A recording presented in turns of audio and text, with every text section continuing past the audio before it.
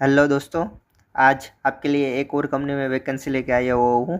जो कंपनी का नाम है वो है वीवी इंफ्राटेक। ठीक है, उसका प्रोजेक्ट चल रहा है आरडीएसएस प्रोजेक्ट में। लोकेशन रहेगा गुजरात और हिमाचल प्रदेश में। जो डेजिग्नेशन है वो है बिल्डिंग एंड प्लानिंग इंजीनियर का है, ऑटोकेड इंजीनियर का है और साइट सुपरवाइजर का है। तो इसमें आरडीएसएस का एक्सपीरियंस चाहिए। 3+ ईयर्स का एक्सपीरियंस होना चाहिए और क्वालिफिकेशन आपके पास होना चाहिए आईटीआई, डिप्लोमा या तो बीटेक। ठीक है, मतलब साइट सुपरवाइजर के लिए आईटीआई चाहिए, ऑटोकैड इंजीनियर के लिए डिप्लोमा चाहिए और बिल्डिंग एंड प्लानिंग इंजीनियर के डिप्लोमा या हो तो भी चलेगा, बीटेक हो तो भी चलेगा। और आपका लोकेशन रहेगा वडोदरा, दाहोद, मतलब एक गुजरात का लोकेशन है वडोदरा और दाहोद। और डेलहाउसी है वो है हिमाचल प्रदेश का।